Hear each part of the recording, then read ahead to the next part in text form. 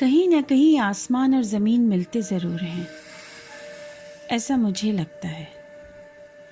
میں روز ساحل پر کھڑی ہو کر اپنے تخیل میں ایسی تصویر بناتی ہوں، سورج اور پانی کے میل جول کو دیکھتی ہوں۔ دن تو کسی نہ کسی طرح گزر جاتا ہے، شام گزارنے کے لیے میں نے سمندر سے دوستی کر لی ہے۔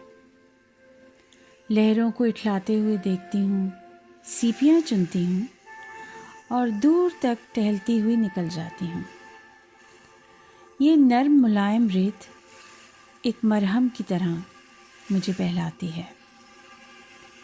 آسمان کی لالی کو نہارتے ہوئے کب اندھیرا ہو گیا آج پتہ ہی نہیں چلا۔ آپ آرٹسٹ ہیں؟ یہ سوال شام کی ٹھنڈی نمکین ہوا کے ساتھ لہراتا ہوا میرے قریب آ کے گرا۔ میں نے چونک کر دیکھا تو ایک شخص ڈھلتی ہوئی شام کے گہرے سائے میں کھڑا میری طرف غور سے دیکھ رہا تھا۔ تھوڑا سا ڈر بھی محسوس ہوا۔ ہم لوگ فطرتاً ایسے ہی ہو گئے ہیں، کسی پر بھروسہ نہیں کرتے، ہر ایک پر شک کرتے ہیں۔ انجان لوگوں سے تو ویسے بھی بہت محتاط رہتے ہیں۔ آپ جس طرح ڈھلتے ہوئے سورج کو دیکھ رہی تھیں اس سے اندازہ لگایا کہ شاید آپ مصوری کرتی ہیں۔ اس نے پھر پوچھا۔ جی نہیں، میں مصور نہیں ہوں۔ یہ کہتے ہوئے میں اپنی گاڑی کی طرف جانے لگی۔ تو پھر شاعر یا پھر کہانی نگار؟ یہ کیوں مجھ سے سوال کیے جا رہا ہے؟ عجیب آدمی ہے۔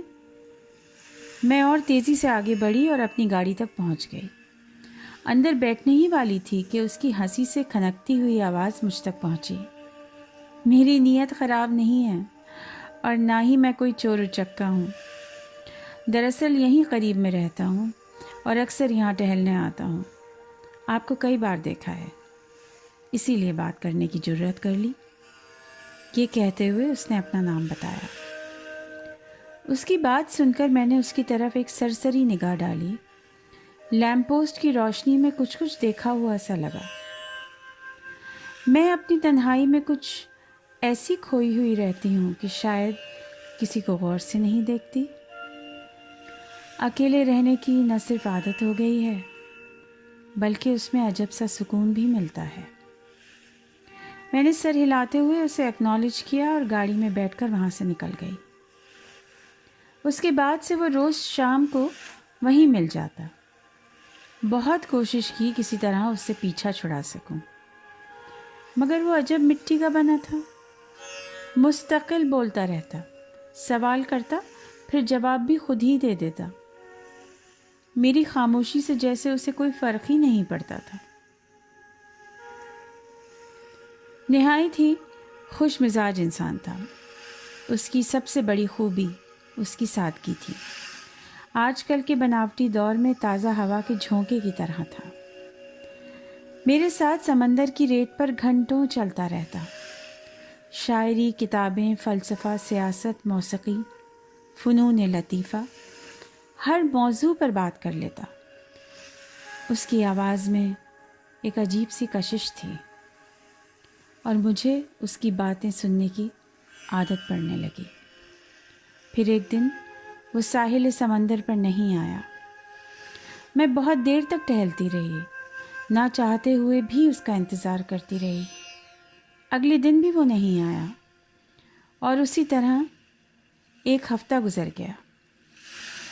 میرے دل و دماغ پر بس اس کا خیال چھایا ہوا تھا۔ کیا ہوا ہوگا؟ کہاں تھا وہ؟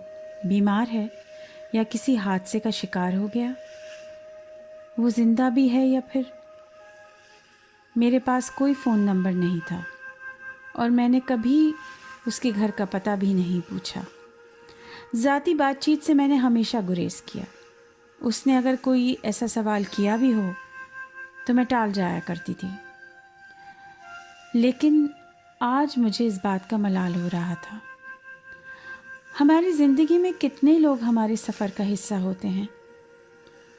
ہم سفر نہ صحیح لیکن کچھ دیر ہمارے ساتھ چلتے ہیں، ہمیں ہنساتے ہیں، شاید رلاتے بھی ہیں، پریشانیوں میں کام آتے ہیں اور خوشیوں میں ہمارے ساتھ جشن مناتے ہیں۔ یہ لوگ بہت اہم ہوتے ہیں، لیکن ہم یہ بات انہیں شاید ظاہر نہیں کر پاتے۔ اس شخص نے بھی میرے اندر کے تنہا انسان کو باہر نکالا تھا۔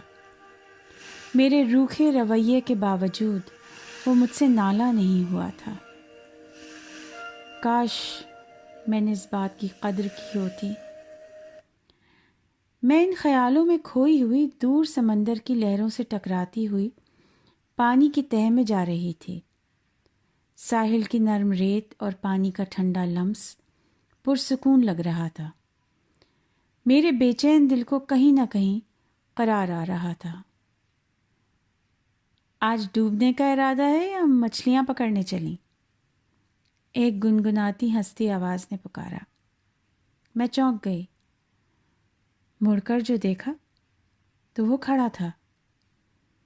آنکھوں میں مسکراہٹ تھی اور چہرے پہ ہلکی سی شرارت لیے مجھے دیکھ رہا تھا۔ میں کچھ دن کو کیا گیا، لگتا ہے آپ کا تو دل ہی ٹوٹ گیا۔ یاد تو ضرور کیا ہوگا مجھے، اس نے چھیڑتے ہوئے پوچھا۔ میں ایک دم چپ کھڑی اسے دیکھتی رہی، پھر کھلکھلا کے ہنس پڑی۔ کہاں گیا تھا، کیوں گیا تھا، اس سے کوئی فرق نہیں پڑتا تھا۔ اس کا واپس آنا معنی رکھتا تھا۔ میں نے تو آپ کو بالکل یاد نہیں کیا۔ ہاں، لیکن یہ سمندر کی لہریں آپ کے بارے میں پوچھتی رہتی تھیں۔ میں نے بھی تپاک سے جواب دیا۔ اس سادگی پہ کون نہ مر جائے اے خدا، اس نے ہنستے ہوئے کہا۔ چلیے پھر آج چچا غالب پر گفتگو رہے گی۔ اب آپ اپنا پسندیدہ کوئی شعر سنائیے۔ اور ہم غالب کے اشعار کے ساتھ دور افق تک چلتے چلے گئے۔